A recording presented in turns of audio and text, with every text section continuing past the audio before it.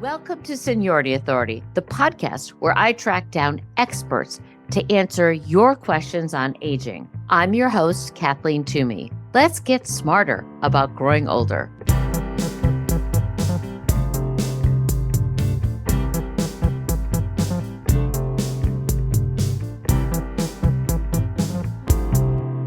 Just imagine you had a best friend who was razor sharp funny, irreverent, and so incredibly insightful that it helps you see the beauty in the everyday.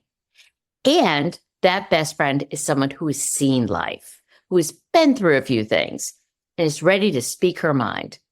That sums up Ann Leary, New York Times bestselling author of a memoir and 4 novels. Her latest book, I Tried Being Nice, is a collection of essays that is perfect for the former people pleasers among us and for those at a certain age. You may not have a movie star husband, and you may not have had to deal with paparazzi, as Ann Leary has. But trust me, reading this book, you will surely identify with her escapades, keeping bats out of the houses and dealing with passive-aggressive neighbors whose dogs run all over your yard. I am so thrilled to have Ann Leary with us today. Ann, thank you so much for taking the time to talk to us.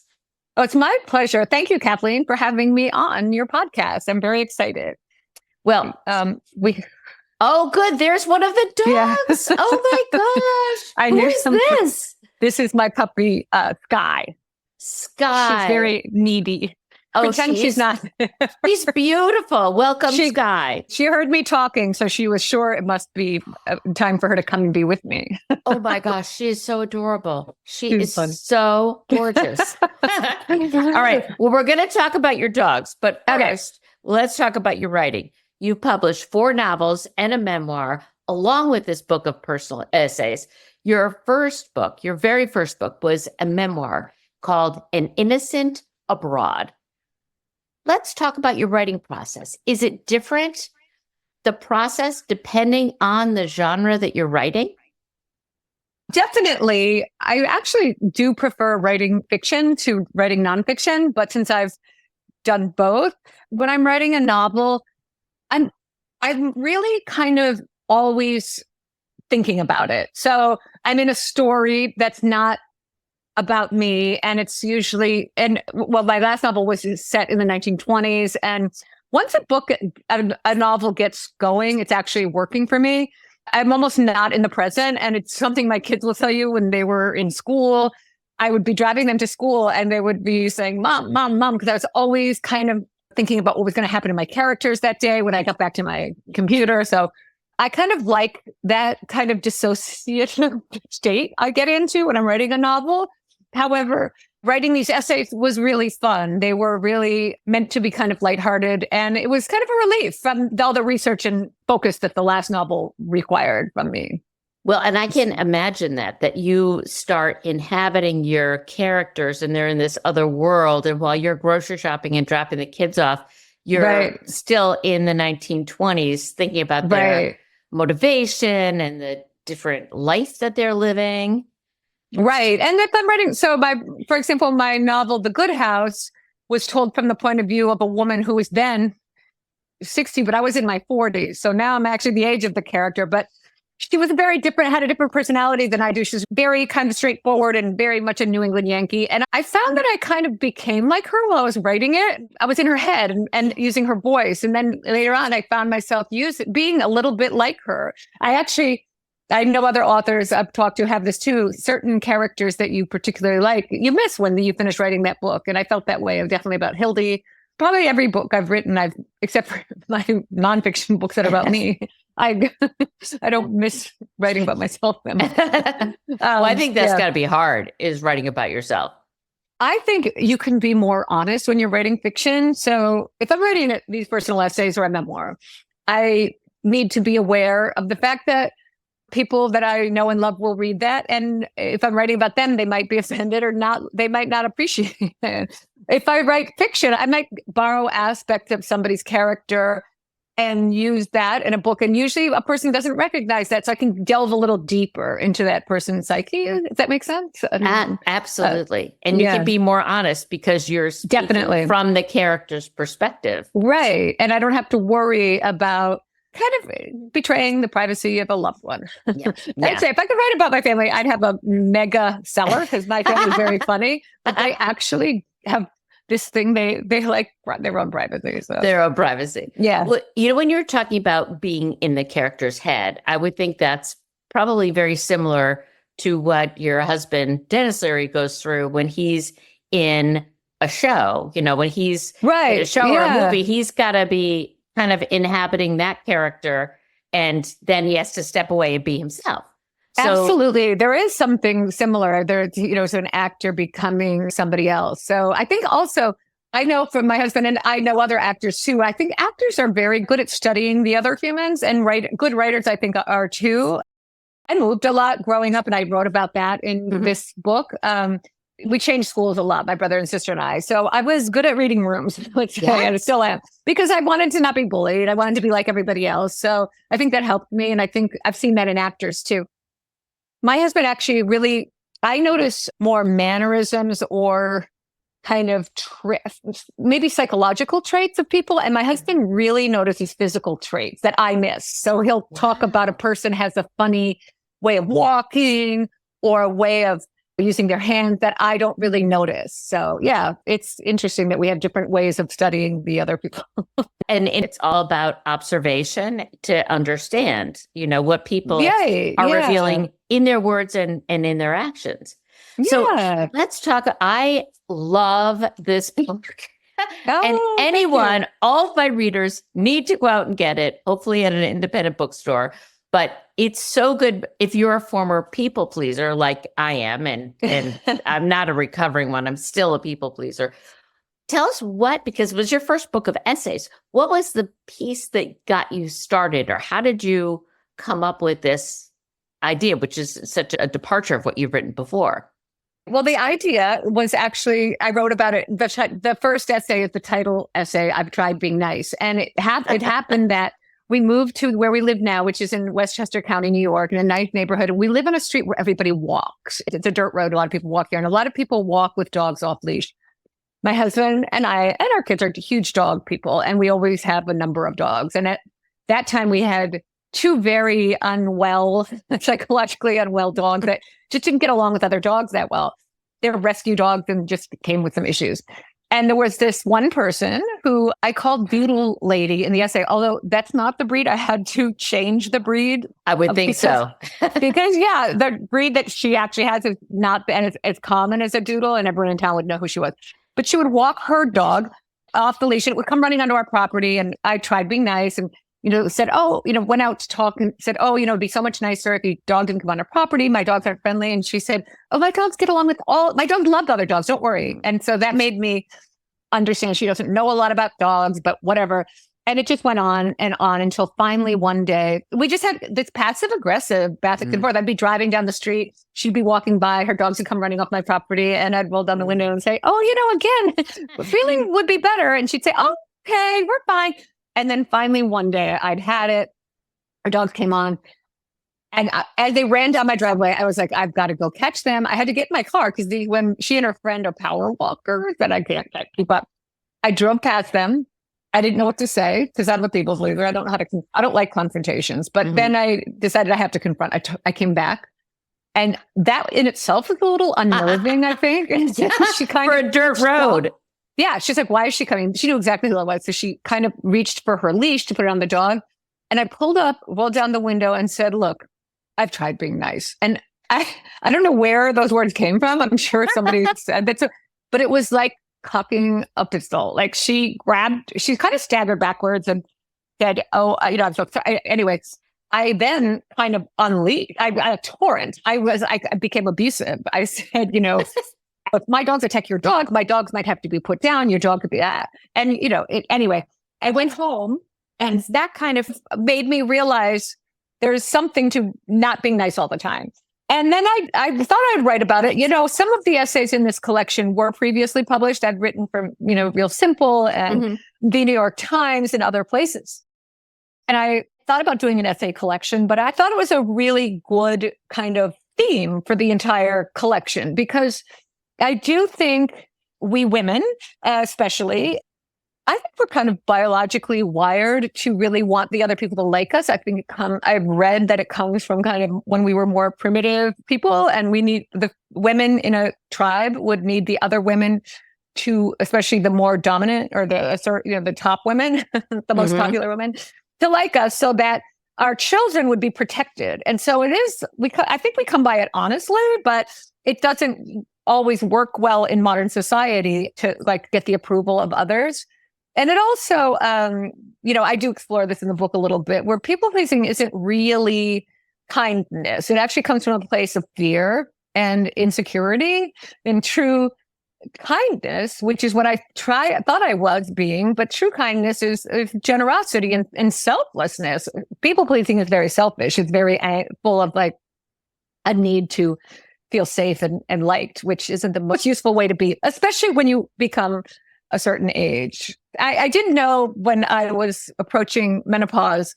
I had read that when women go through menopause, one of the benefits is you stop caring so much what other people think about you. But I thought it would be a gradual thing. I didn't know that one day I'd be like apologizing because somebody spilled their coffee on me, and the next day I'd be telling a woman and her dog to get off my property. That's how it happened for me. So, yeah. But I think you are correct in that we are hardwired to have people like us and to be, more dismissive of our own feelings. And it takes to getting to a certain age to say, you know what? This is bullshit. I'm not going to put up with this.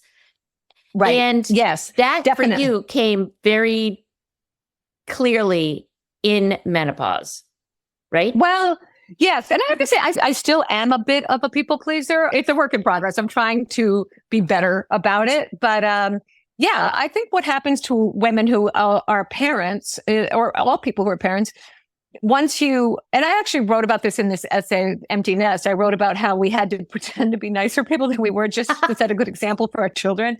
But I think too, I work at home, I'm a writer, so I'm blessed that I don't have to be around people if I don't want to all the time, except for when I have a book come out. But I think it also happened but when I was, my kids were young, I was with the other parents and my friend. I had a much more active kind of, social life. Because you have to, and you want your children to be liked, and your heart goes out when they walk out the door, and you want them to not be bullied, and so you want to have a good example. Empty Nest is one of my favorite essays in the book because anyone who is a listener whose children are off to school and you talk about being empty nest, I almost guarantee you will not have the same reaction as Anne and Dennis Leary. Really? They I don't know. this time and were just very, very unexpected. It's just tell us a tiny bit about the empty nest. Yeah. So that was a piece, actually. I think I wrote that for Real Simple magazine, but I expanded on it in this. But so our son went off to college first, Jack, and that was very hard. I was very depressed, actually, the whole summer leading up to that. I was really worried about being an empty nester. I just felt it was so sad. And then 2 years later, we dropped our daughter, Devin, at her college. And when we were leaving, I kind of was crying. And then my husband pulled over and I said, "Oh, no, I'm okay. Keep going." And then I heard him making this kind of like choking sound. And I looked over and he had his head in his hands. He was sobbing. And he was like, she looked so small going in. And we were just so sad. We went home and I was making dinner. I had like Seinfeld on and he was upstairs and he came down and he went to turn off the TV. And I said the words my husband had waited 20 years for me to say, which was, "Let's watch TV while we eat," which is something we couldn't do when we had family dinners. You talk and don't watch TV at the dinner table ever.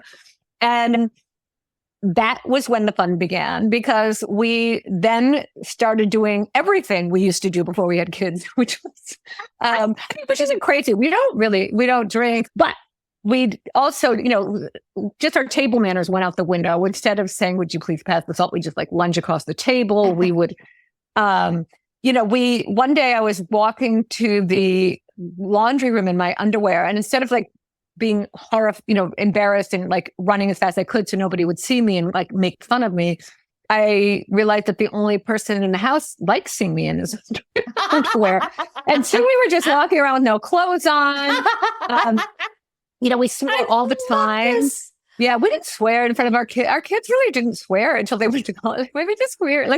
I think so. And I did say this in this essay. I think some people are naturally really good people that aren't gossipy or petty or rude, but we're not like that. Yeah, I don't know many people like that.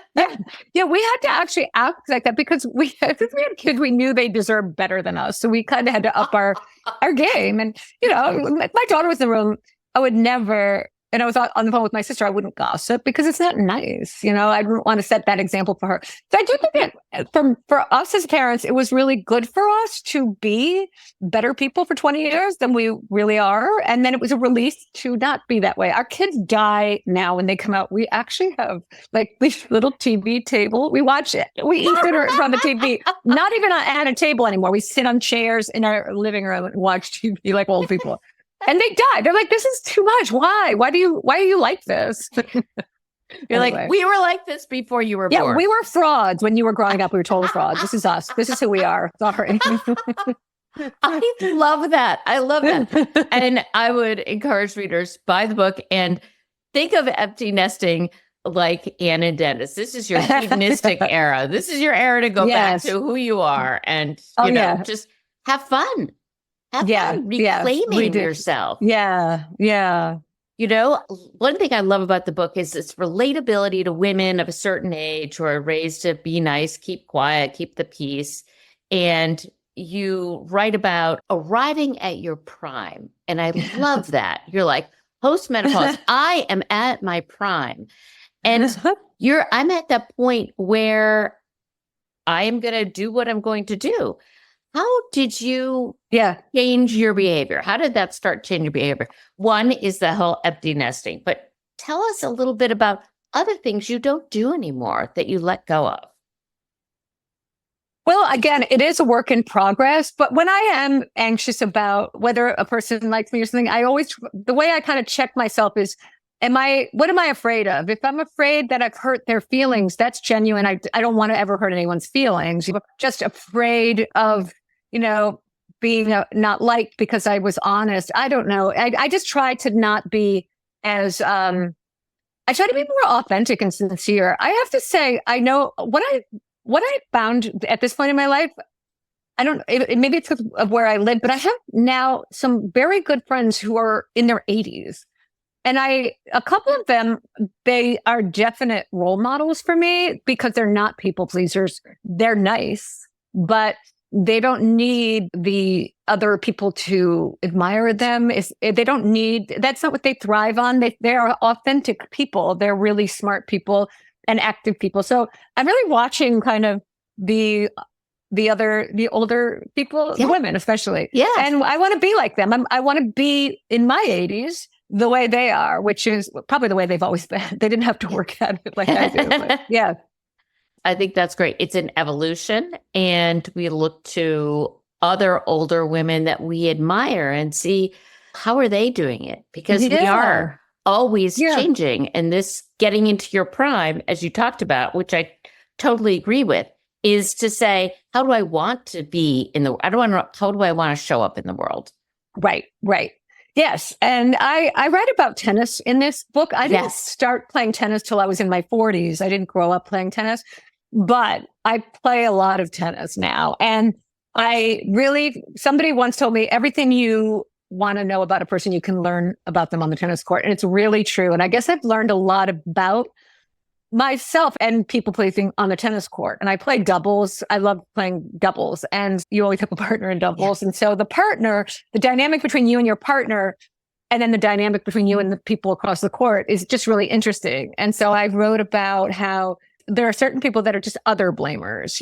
Everything that is wrong in their life is someone else's fault. I know people like that off the tennis court, but you really see it immediately on the tennis court. If that's your partner, they miss a ball and they blame you. Everything is your fault. And I've had so many people that coach me, but they're, but I think then there's people who are too nice on the tennis court. So oh my God, I'm sorry. Oh, why did I do it? They waste a lot of time with apologizing and being people pleasing on the court. I was a little like that. I try not to be, because it is distracting in its own way. It's also comes, again, like any kind of people pleasing, not from a place of really genuinely caring about others. It's more selfish. I want the other people to like me because I'm afraid of being abandoned or something. So I wrote about that. There's an essay in there about, I think it's called Love Means Nothing in Tennis. And it was, it was originally a modern love piece in the New York Times. And then I made it longer for this, but it's about how tennis kind of saved our marriage. We had a kind of rough patch in our marriage, and, we kind of worked through it in many ways. And one was like by becoming better opponents. My husband and I play singles against each other. Wow. We've always been the same at level of tennis, and we started getting better at tennis, but also just being more mindful of one another and also playing by the rules, not calling dirty calls. And That was in. Yeah, we do. And I really am aware of it. We were just away this weekend and we played a lot of tennis, and we just we always get excited for each other. When if my husband hits an amazing shot, I'm so excited because, we both started tennis at the same time. I know that there are a lot of tennis lovers in the listeners, and you really have to read this essay, which is talking about the 3 types of people in the world, and and the one honest person, and it is so clear when you read this essay. I mean, I can see myself. I am the apologizer. I'm the, I'm sorry. I didn't mean that. And it's always drawing attention to yourself because you want people to say, it's okay. It's okay. Right. And it's exhausting. Yeah. I wrote about this one person, and she definitely, when I was terrified of her when I first met her because she's not that friendly. She's nice, but, she just will say the truth. Like, don't do that or, whatever. And I get like goofy if I make a mistake, like, and she kind of would shoot daggers. And I was like, okay, she doesn't like that. But I always play better with her because I stopped being so silly. It's silly. It's silly to be a people pleaser in many ways. It's just a little bit of a waste of everybody's time. It's better to just be good at what you do and be the strong person and a strong tennis player. So having said that, I do love to play fun games with just my fun friends, and we are goofy, and that's fine too. Everything has its place, I guess. So. Yeah.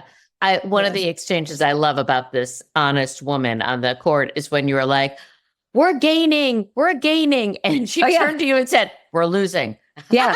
I was like, we've got this. I was kind of trying to get her excited, and she said, we're losing.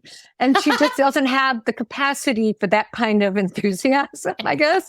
I found out later that her job involves a lot of analytical thinking. And mine doesn't. Mine involves a lot of imagination. So of course on the court, I'm like, let them pretend we're winning. And she can do like how many balls they got in and out. This one's better at the backhand. This one's better.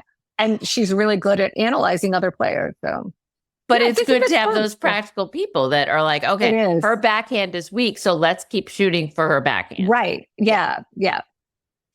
So I know that our listeners will want to have any suggestions that you have to not be as much of a people pleaser. So many of us are people pleasers and trying to break that habit. Do you have 1 or 2 suggestions for how you've been able to live this out differently? Again, without hurting people or anything else, hurting people's feelings. What would you suggest to folks? From me, because I am an anxious person and I am a very hyperactive person.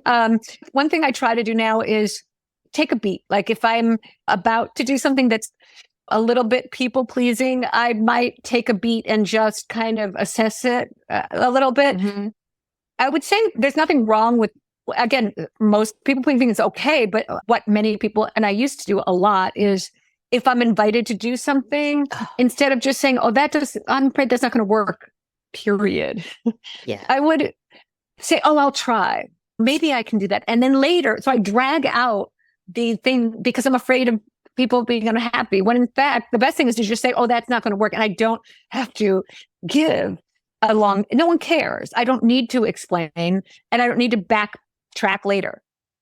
I have to say my grown son and daughter have helped me with this a lot. They're very much more, my daughter especially is just kind of like, just say no, mom. No one cares. You don't have to do this thing. Well, I hope I can do it. Maybe, that's just one example, I guess. That is perfect. The children who are millennials, they will help you with this. Okay. They don't tap into that, because you're right. You say maybe, and you're like, I can't do it. And it's weighing on your mind. It's not weighing on the person who invited you. It's just like, come or no come. And then you have to I'm dragging it on. And then I have to do this just because of that initial fear of disappointing another person.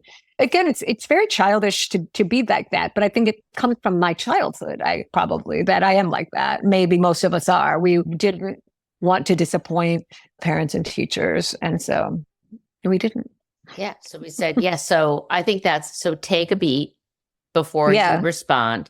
And you don't have to give alibi or then I have to have witnesses to say that they're doing the thing with me. I don't need that.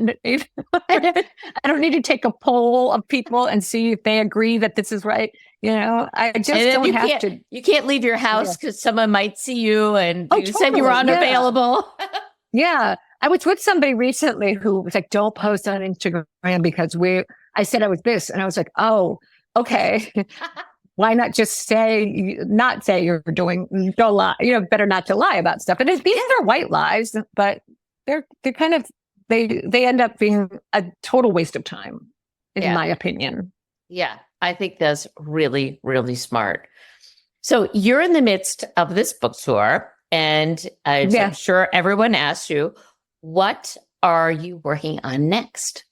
Yeah, I am working on another novel, but I'm not able to talk about it yet because it's still in kind of, I'm not sure it's a novel yet, to be honest. It's funny because I usually am halfway through another novel when a book comes out, but that didn't happen this time. So yeah, I'm working on another novel. I really do prefer writing fiction. One benefit of writing nonfiction is, kind of, especially like a memoir, the ending. I find writing endings really hard in novels, and in memoirs, you have the framework there because this really happened to you. So, yeah.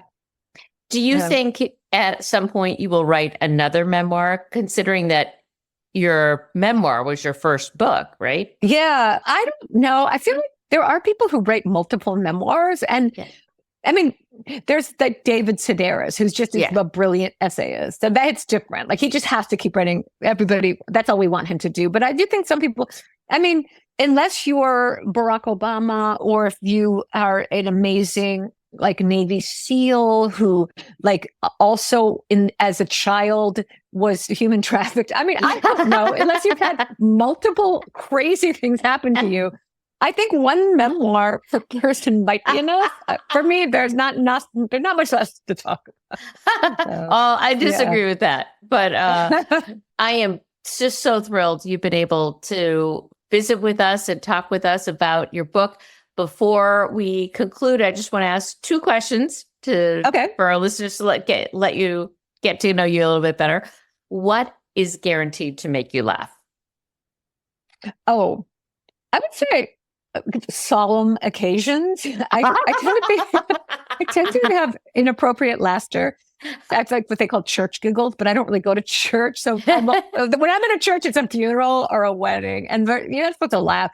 But I do find it hard to be solemn in solemn occasions. So I tend to laugh in those circumstances. I also laugh really hard at cat TikToks and cat. I can't not laugh at those. And I'm actually a dog person. I like cats, but we don't have any right now. But dogs are they're not as funny as cats. And cats aren't trying to be funny. That's what makes them funny. Dogs do. They're like, their dogs are like Jerry Lewis or like Jim Carrey comedians. Like they're goofy. But cats are kind of like Madeline Kahn. Yeah. Right? They are just so haughty and indignant, and then they're very funny. I just find them very hilarious. They're very funny. Yeah. I am a dog person. And what is your favorite guilty pleasure? Oh my gosh. I would say, well, cat videos, but also I'm obsessed. I watch these Real Housewives shows, not all of them, but enough. And from the beginning, I've been into the Real Housewives. And my husband walks in the room and he's like, what's going on? What are you watching? He can't stand it. Yeah. But I don't really watch The Bachelor or any of that other stuff, but the Housewives I'm fascinated by. And I could try to justify it, but I'm a novelist and I really like to watch, where else do you get to watch not just one, but a whole group of the most narcissistic females in America over and over again. So I actually know quite a few other novelists that do love to watch The Housewives, and we all justify it for ourselves that way. We're just studying. We're like, we try to make it seem like we're anthropologists studying the women of the rich United States, but we're just actually like, I do think part of it is also, if you watch any of the Real Housewives show, and I'm sure some people listening have, you might not be a perfect person, but you walk away feeling almost like Christ-like. Yeah, compared to these women who would like eat their young for camera time. There's just so, that's one of my many. I have a lot of guilty pleasures. That's one. I have never watched a Real Housewives show. I am not into reality. I'm more of a book person than a TV person.